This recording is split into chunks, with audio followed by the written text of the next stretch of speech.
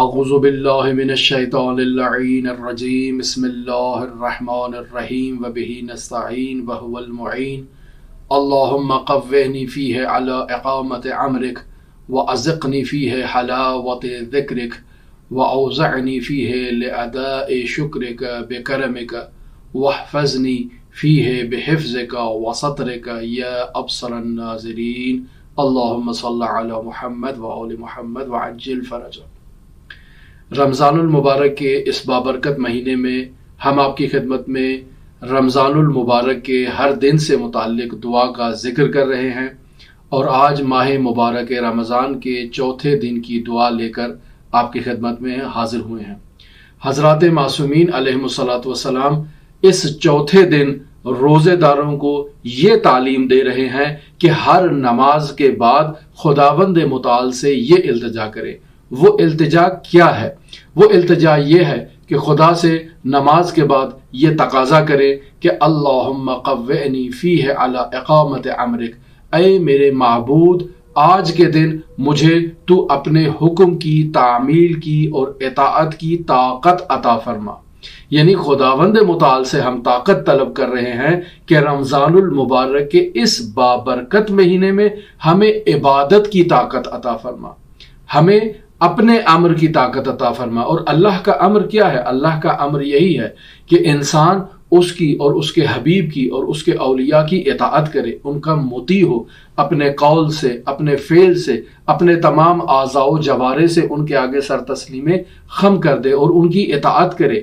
یہ دو طرح سے اطاعت ہو سکتی ہے، ایک اس جسمانی قوت سے ہو سکتی ہے، ایک روحانی قوت سے ہو سکتی ہے۔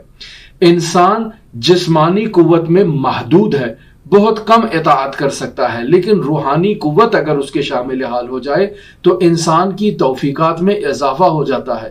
یعنی وہ کام جو انسان عام مراحل میں اور روٹین کی زندگی میں انجام نہیں دے سکتا، وہ اگر خدا سے استمداد طلب کرے، خدا سے طاقت طلب کرے، تو اس طاقت طلب کرنے کے نتیجے میں انسان میں جو قوت آتی ہے وہ قوت روحانی ہوتی ہے، اور اس روحانی قوت کی بدولت انسان ایسے ایسے کام کر سکتا ہے جسے وہ عام روٹین کی زندگی میں انجام نہیں دے سکتا۔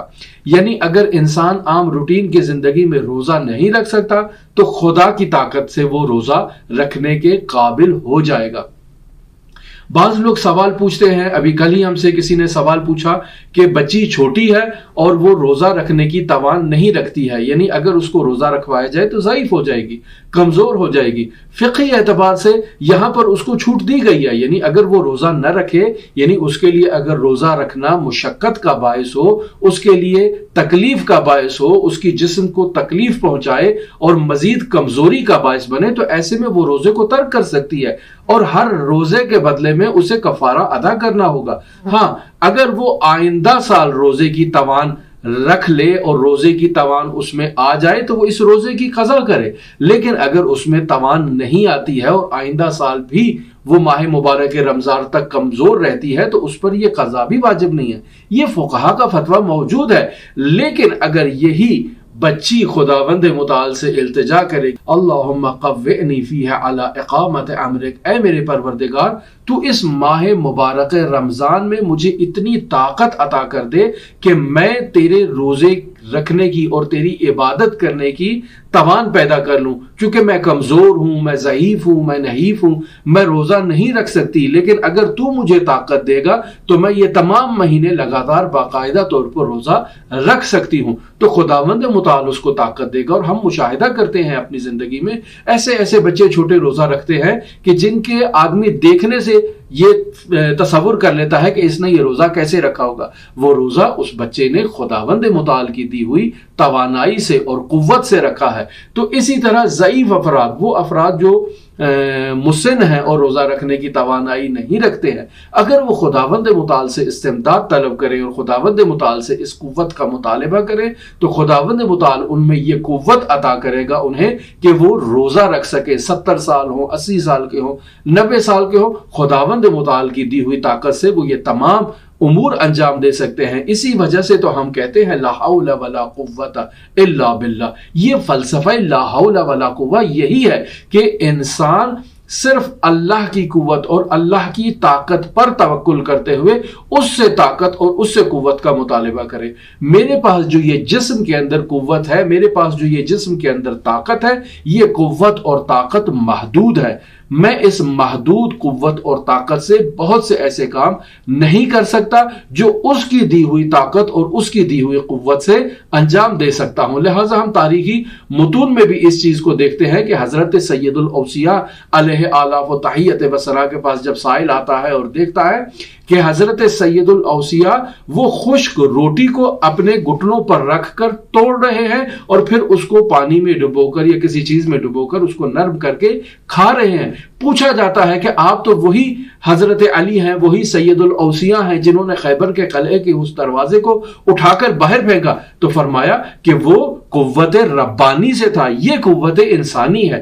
تو یہ عزیز اس چیز کی طرف توجہ ہونی چاہیے کہ انسان کے پاس جو طاقت ہے وہ طاقت محدود ہے۔ اگر وہ خداوند متعال سے قوت طلب کرے تو لا حول ولا قوت، کوئی قوت نہیں ہے، کوئی طاقت نہیں ہے الا باللہ، مگر اللہ کی طاقت اور اللہ کی قوت کے سوا کوئی قوت اور کوئی طاقت نہیں ہے۔ لہٰذا آج ماہ مبارک رمضان کے اس چوتھے دن حضرات اہل بیت علیہم الصلوۃ والسلام ہمیں یہ تعلیم دے رہے ہیں کہ ہم خداوند متعال کی بارگاہ میں یہ دعا کریں کہ اللہم قوّنی فیہ علی اقامت امرک، اے میرے پروردگار مجھے اپنے امر کے اقامت کے لیے اور اپنے حکم کی بجا آوری کے لیے مجھے قوت دے، چونکہ میرے پاس قوت اور طاقت نہیں ہے۔ اور ایسی قوت اور طاقت جو اس ماہ مبارک رمضان کے لیے چاہیے وہ تو ہمارے اندر بالکل ہی نہیں ہے۔ ہم عام روزمرہ زندگی میں انواع و اقسام کے گناہ کرتے ہیں۔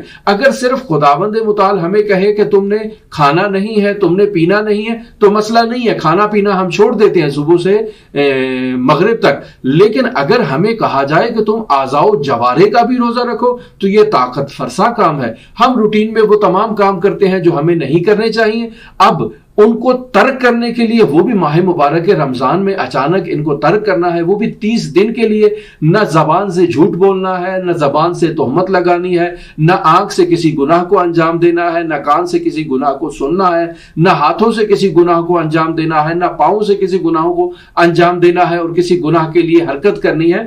تو ایسے میں انسان کو خداوند متعال کی طاقت اور قوت کی ضرورت ہے۔ لہٰذا اللہم قوّنی فیہ علی اقامت امرک، پروردگارہ میں خاص لوگوں کا روزہ رکھنا چاہتا ہوں، میں عام لوگوں کا روزہ نہیں رکھنا چاہتا جو صرف خورد و خوراک کو ترک کر دیتے ہیں اور باقی امور کو انجام دیتے ہیں۔ میں ایسے لوگوں کا روزہ نہیں رکھنا چاہتا، میں تیری اطاعت کرتے ہوئے خاص لوگوں کا روزہ رکھنا چاہتا ہوں۔ تو اے خدا مجھے تو طاقت عطا فرما، میرے پاس تو طاقت نہیں ہے، لا حول ولا قوت الا باللہ، صرف طاقت تو تیرے پاس ہے۔ تو اے خدایا اللہم قوّنی فیہ علی اقامت امرک، تو مجھے اس امر کے اقامت کے لیے طاقت عطا فرما اور قوت عطا فرما۔ اور اگر روزہ رکھنا ہو خاص الخاص افراد کا، یعنی صرف ہمارے اعضاء و جوارح میں وہی ہو اور کچھ بھی نہ ہو، تو ایسے میں مزید طاقت اور قوت کی ضرورت ہے، جس کے لیے ہمیں خداوند متعال سے استمداد کی ضرورت ہے، مدد طلب کرنے کی ضرورت ہے کہ خداوند متعال ہمیں قوت اور طاقت عطا فرمائے کہ اس کی دی ہوئی اور اس کی عطا کردہ طاقت کے ذریعے سے ہم اس کے اوامر کو بخوبی انجام دے سکیں۔ پھر خود حضرات اہل بیت علیہم الصلوۃ والسلام اسی میں ہمیں یہ بیان کرنا چاہ رہے ہیں وَأَذِقْنِ فِيهِ حَلَاوَةَ ذِكْرِكَ، اے میرے پروردگار مجھے اس دن اپنے ذکر کی مٹھاس کا مزہ عطا کر، یعنی حلاوت ذکر عطا فرما۔ تو بس معلوم ہوا ذکر الہی میں حلاوت پائی جاتی ہے، مٹھاس پائی جاتی ہے، عبادت الہی میں مٹھاس پائی جاتی ہے، اور یہ مٹھاس اور حلاوت ہر کسی کو نصیب نہیں ہوتی ہے۔ اور اس کو نصیب میں لانے کے لیے خداوند متعال سے یہ دعا کی جا رہی ہے وَأَذِقْنِ فِيهِ حَلَاوَةَ ذِكْرِكَ، کہ پروردگارہ میں اپنی زندگی میں بہت سی عبادتیں کی ہیں، بہت سے روزے رکھے ہیں، بہت سی اطاعتیں کی ہیں، لیکن ان میں مجھے مزہ نہیں آیا، مجھے وہ لطف نہیں آیا جو تیری عبادت کی حلاوت اور شیرینی ہے وہ میرے وجود تک منتقل نہیں ہوئی. پروردگارا مجھے وہ مزہ چکھا, میں وہ تیری حلاوت کا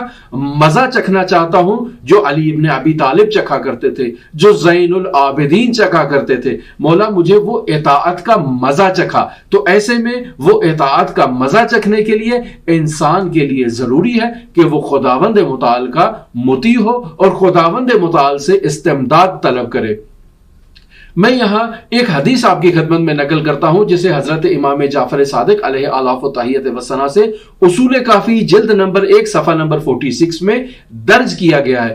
گو کہ یہ حدیث علماء سو کے متعلق ہے لیکن ہم اسے عام طور پر بھی استفادہ کر سکتے ہیں. یعنی میں اگر عالم نہیں ہوں تو میں بھی اس حدیث سے اپنی زندگی میں استفادہ کر سکتا ہوں. آپ اگر عالم نہیں ہیں تو آپ بھی اس حدیث سے اپنی زندگی میں استفادہ کر سکتے ہیں. کیا فرما رہے ہیں حضرت صادق آل محمد؟ ارشاد فرما رہے ہیں اذا رأیتم العالم محبا لدنیاہ فاتہموہ علی دینکم. یعنی اگر تم کسی عالم کو دیکھتے ہو, ایسے عالم کو دیکھتے ہو جو دنیا دوست ہے, دنیا سے محبت رکھتا ہے, تو اس کو متہم کرو. کس چیز پر متہم کرو؟ کہ یہ تمہیں صحیح دین نہیں پہنچائے گا. کیوں؟ چونکہ انسان جس سے محبت کرتا ہے اس کے گرد طواف کرتا ہے. اگر عالم دنیا کے گرد محبت کرے گا تو دنیا کے گرد طواف کرے گا اور دین کی تفسیر بھی دنیا کی محبت کے اندر ہی رہتے ہوئے کرے گا. تو ایسے عالم کو تم متہم قرار دو اور اس سے اپنا دین نہ لو. یہ حدیث میں ارشاد فرما رہے ہیں فَإِنَّ كُلَّ مُحِبٍ لِشَيْءٍ يَحُودُ مَا أَحَبَّ. یعنی ہر وہ محب جو کسی سے محبت کرتا ہے وہ اپنے محبوب کے گرد طواف کرتا ہے. تو یہ عالم جو دنیا سے محبت کر رہا ہے دنیا کی محبت میں دین کی تفسیر کرے گا, لہٰذا اس سے دوری اختیار کرو. خوب یہ حدیث کا یہ پیراگراف ہمارے اس دعا کے اس جملے کے ساتھ مطابقت نہیں رکھتا, لیکن چونکہ حدیث میں ہے ہم اس کو یہاں پر ذکر کر رہے ہیں. پھر اس کے بعد امام صادق علیہ الصلوۃ والسلام ارشاد فرما رہے ہیں وقال صلوات اللہ علیہ اوحى اللہ الی داؤد علیہ السلام. یعنی ارشاد فرما رہے ہیں کہ خداوند متعال نے حضرت داؤد کو یہ وحی کیا. کیا وحی کیا؟ لا تجعل بینی وبینک عالما مفتونا بالدنیا. یعنی میرے اور اپنے درمیان کسی ایسے عالم کو قرار نہ دیا جائے جو مفتون بالدنیا یعنی دنیا کا فریفتہ ہو, یعنی دنیا اس کی دل ربا ہو, دنیا اس کی معشوق ہو. ایسے عالم سے دین لے کر میرے تک نہ آؤ. کیوں؟ چونکہ یہ تمہیں مجھ تک نہیں پہنچائے گا, یہ تمہیں کہیں اور لے جانا چاہے گا. لہذا لا تجعل بینی وبینک عالما مفتونا بالدنیا فیصدک عن طریق محبتی. یہ تمہیں میری محبت کے راستے سے دور کر لے گا. یہ پیراگراف بھی ہماری آج کی دعا کے تفسیر میں نہیں ہے. ارشاد فرماتے ہیں فَإِنَّ أُولَئِكَ قطاع الطریق عبادی المریدین. یعنی یہ وہ علماء, یہ وہ ایسے افراد ہیں کہ جو قطاع الطریق ہیں لعبادی المریدین. یہ ایسے قطاع الطریق ہیں جو ہماری عبادت کرنے والے مریدین کا راستہ روکتے ہیں اور انہیں ہم تک نہیں پہنچنے دیتے. پھر کیا ارشاد فرما رہے ہیں ان ادنا ما انا صانع بهم ان انزع حلاوت مناجاتی عن قلوبهم. یعنی میں ان عالموں کے اوپر جو کم ترین عذاب نازل کروں گا وہ عذاب کیا ہے کہ میں ان کے دلوں سے حلاوت مناجات کو اور عبادات کو چھین لوں گا. پس میں بھی عالم ہوں, اگر مجھے عبادت کی حلاوت اور شیرینی محسوس نہیں ہو رہی تو یہ خداوند متعال کی طرف سے میرے لیے کوئی ایسی سزا ہے کہ جو میں نے کوئی ایسا گناہ کیا ہے جس گناہ کے نتیجے میں خداوند متعال نے مجھ سے حلاوت عبادت کو چھین لیا ہے. لہٰذا انہیں عبادت میں لذت محسوس نہیں ہوگی, وہ عبادت کو بوجھ سمجھیں گے, وہ عبادت سے گلو خلاصی کے لیے راہ تلاش کریں گے. تو یہ جو پیراگراف ہے یہ ہمارے اس دعا کی آج کی دعا کے ساتھ مطابقت کرتا ہے کہ جس میں ہم خدا سے یہ التجا کر رہے ہیں وَأَزِقْنِي فِيهِ حلاوت ذکر کہ اے میرے پروردگار مجھے آج کے دن اپنے ذکر کی، اپنی اطاعت کی اور اپنی عبادت کی حلاوت عطا فرما، وہ مزہ عطا فرما کہ جو تیری عبادت میں اور جو تیری عبادت کی حلاوت میں حضرت سید الاوصیاء اور حضرت زین العابدین، حضرت حسین ابن علی، حضرت حسن ابن علی محسوس کیا کرتے تھے، مجھے وہ حلاوت عطا کر۔ اور وہ حلاوت کب ہوگی؟ وہ حلاوت اسی صورت میں ہو سکتی ہے کہ جب میں خداوند متعال کی معصیت نہ کروں، خداوند متعال کی اطاعت کروں اور اطاعت میں رہتے ہوئے خداوند متعال کے فرمانات پر عمل کروں اور اس سے ہی طلب کروں کہ وہ مجھے یہ حلاوت عطا فرما۔ اگلا جملہ جو حضرات اہل بیت علیہم السلام ہمیں بیان کرنا چاہ رہے ہیں، وہ جملہ کیا ہے؟ وہ یہ بیان کرنا چاہ رہے ہیں وَأَوْزِعْنِي فِيهِ لِأَدَاءِ شُكْرِكَ بِكَرْمِكَ، اے خدا آج کے دن مجھے تیرا شکر ادا کرنے کی توفیق عطا فرما، یعنی میں چاہتا ہوں کہ آج کے دن تیرا شکر ادا کروں۔ یہ شکر کیسے ادا ہو سکتا ہے؟ ظاہری بات ہے اس شکر کو ادا کرنے کے لیے انسان کو یہ چاہیے کہ وہ حضرات اہل بیت علیہم السلام سے توسل کرے، حضرات اہل بیت علیہم السلام سے تمسک کرے اور حضرات اہل بیت علیہم السلام سے چاہے کہ وہ اس کو شکر کرنے کی توفیق عطا فرمائیں، اس کو یہ راہ دکھائیں کہ کیسے شکر کیا جا سکتا ہے۔ شکر صرف الحمدللہ کہنے سے نہیں ہوتا ہے، یعنی ایسا نہیں ہے کہ میں خداوند متعال کی تمام زندگی میں، اپنی تمام زندگی میں خداوند متعال کی نعمات سے استفادہ تو کروں لیکن صرف آخر میں الحمدللہ کے یہ دو جملے زبان سے کہہ دوں تو اس کا مطلب ہے کیا میں نے خداوند متعال کی تمام نعمات کا شکر ادا کر دیا ہے؟ ہرگز نہیں۔ صرف الحمدللہ کہنے سے خداوند متعال کی نعمات کا شکر ادا نہیں ہوتا، بلکہ خداوند متعال کی نعمات کا صحیح معنی میں شکر ادا کرنے کا طریقہ یہ ہے کہ اس کی نعمتوں کو درست استعمال کیا جائے، یعنی اس نے ہمیں جو بھی نعمتیں عطا کی ہیں انہیں اسی طرح سے اور اسی راستے میں استعمال کیا جائے جس راستے میں استعمال کرنے کے لیے اس نے ہمیں نعمت دی ہے۔ لہٰذا ہمیں اس کی اطاعت میں دی ہوئی نعمتوں کو استعمال کرنا چاہیے۔ یہ پہلا مرحلہ ہے شکر الہی کا، یعنی اگر آپ اللہ تعالیٰ کا شکر ادا کرنا چاہتے ہیں تو اس کی دی ہوئی تمام نعمات کو درست استعمال کریں، اس کی اطاعت میں استعمال کریں، یعنی خدا نے جو مجھے آنکھ دی ہے، خدا نے جو مجھے زبان دی ہے، خدا نے جو مجھے ناک دیا ہے، جو کان دیے ہیں، جو ہاتھ دیے ہیں، جو پاؤں دیے ہیں، جو بال دیے ہیں، جو کچھ بھی خداوند متعال نے دیا ہے میں اسے خدا کی راہ میں اور خدا کی اطاعت میں استعمال کروں، لہٰذا وہ کام نہ کروں جس سے خداوند متعال مجھ سے ناراض ہو جائے، جس سے خداوند متعال نے مجھے منع کیا ہو۔ یہ تمام امور شکر الہی سے منافات رکھتے ہیں۔ اور دوسرا، اگر مخلوقات میں تمہیں کوئی نعمت عطا کرتا ہے تو تم اس مخلوق کا بھی شکر عطا کرو۔ کیوں؟ چونکہ حضرت علی ابن موسیٰ الرضا علیہ آلاف و تحیت و ثنا ارشاد فرماتے ہیں کہ من لم یشکر المنعم من المخلوقین لم یشکر اللہ عز وجل، یعنی وہ شخص کہ جو مخلوقات میں اپنے منعم کا شکر ادا نہیں کرتا اس نے ہرگز اللہ کا شکر ادا نہیں کیا۔ لہٰذا اس بابرکت مہینے میں ہم دیکھیں کہ ہمارے اوپر کن کن لوگوں کے احسانات ہیں، کن کن لوگوں نے ہمارے ساتھ نیکیاں کی ہیں، ہم جائیں اور ان کو جا کر کہیں آپ کا بہت شکریہ، آپ نے ہماری بہت ہیلپ کی ہے، بہت نیکی کی ہے ہمارے ساتھ۔ اور آج کل کے دور میں آپ دیکھ رہے ہیں کہ یہ وبا کے ایام ہیں، بہت سارے لوگ معاشرے میں عوام کی خدمت کر رہے ہیں، تو ان خادم حضرات کی بھی شکر کرنا چاہیے، ان کے ساتھ بھی اچھا سلوک برتنا چاہیے، ان کی بھی حوصلہ افزائی کرنی چاہیے تاکہ خداوند متعال انہیں مزید توفیق عطا فرمائے اور یہ اسی طرح سے اس معاشرے کے اندر معاشرے کی خدمت کر سکے۔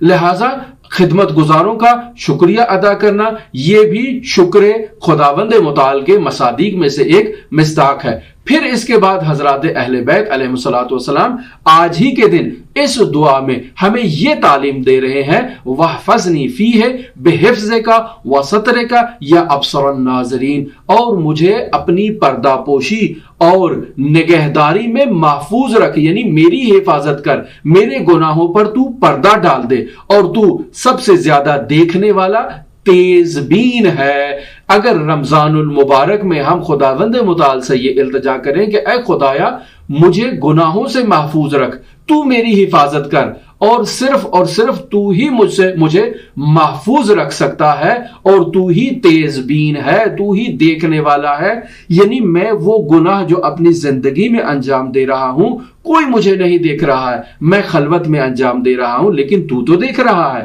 اے خدایا تو دیکھنے والا ہے، اور میں شرم محسوس کر رہا ہوں اس ماہ مبارک رمضان میں کہ کیسے تیرے حضور حاضر ہوں جبکہ تو نے میرے تمام گناہوں کو خود مشاہدہ کیا ہے۔ اے خدا تو میرے گناہوں کو ایسے محو کر دے جیسے وہ تھے ہی نہیں، جیسے انجام ہی نہیں دیے تھے، تاکہ میں تیرے سامنے رسوا نہ ہوں، تیرے سامنے شرمسار نہ ہوں۔ اور اگر لوگوں کے سامنے رسوا ہو گیا اور لوگوں کے سامنے شرمسار ہو گیا، لوگوں کو میرے گناہوں کا علم ہو گیا، تو لوگ مجھے ملنے تک نہیں آئیں گے، کیوں؟ چونکہ میرے گناہوں کی بدبو اس قدر وسیع ہوگی اور اس قدر زیادہ ہوگی کہ کوسوں دور تک وہ بدبو لوگوں کو جو ہے لوگ اس کو استشمام کریں گے اور لوگ میرے نزدیک نہیں آئیں گے۔ تو خدایا تو مجھے ان گناہوں سے ایسے نجات عطا فرما جیسے نجات دینے کا حق ہوتا ہے۔ تو ہماری خداوند متعال سے التجا ہے کہ حضرات اہل بیت علیہ الصلوۃ والسلام کی تعلیمات پر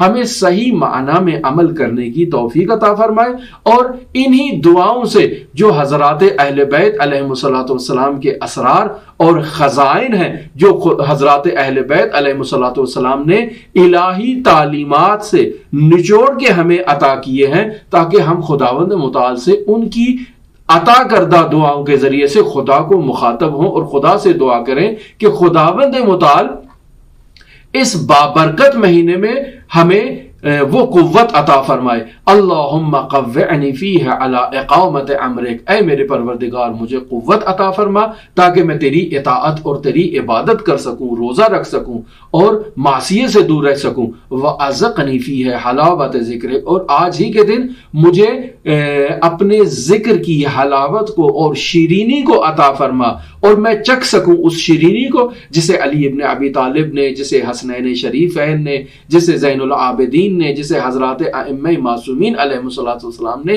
چکھا ہے، اور چکھ کے وہ تجھ سے مخاطب ہوتے تھے، مجھے وہ حلاوت عطا فرما۔ اور پھر کیا خدا سے دعا کر رہے ہیں؟ وَأَوْزِعْنِي فِيهِ لِعَدَاءِ شُكْرِكَ بِكَرَمِكَ، اور اپنے کرم کے بدلے میں مجھے اپنے شکر کی طاقت عطا فرما، توفیق عطا فرما تاکہ میں تیرا شکر کروں۔ وَحْفِظْنِي فِيهِ بِحِفْظِكَ وَسَتْرِكَ یا ابصر الناظرین، اور اے خداوند متعال مجھے آج ہی کے دن محفوظ رکھ، میری پردہ پوشی کر میرے تمام گناہوں پر، چونکہ اگر یہ پردہ فاش ہو گیا تو لوگ مجھ سے دور بھاگیں گے، لوگ میرے نزدیک نہیں آئیں گے، اور تو تیز بین ہے۔ میں التجا کرتا ہوں بار الہ وہ گناہ جو تو نے مجھ سے دیکھے ہیں ان کو مجھ سے محو کر دے، تاکہ وہ ایسے ہو جائیں جیسے تھے ہی نہیں۔ تو ہماری خداوند متعال سے التجا ہے کہ حضرات اہل بیت علیہ الصلوۃ والسلام کی تعلیمات پر ہمیں عمل کرنے کی توفیق عطا فرمائے۔ ہمارے ساتھ رہیے گا، اسی طرح رمضان المبارک کی دعاؤں کا یہ سلسلہ جاری رہے گا، ہم یہ دعائیں آپ کی خدمت میں تلاوت کریں گے اور ان کی کچھ حد تک وضاحت پیش کریں گے۔ اللہم صلی علی محمد وآل محمد وعجل فرج قائم آل محمد۔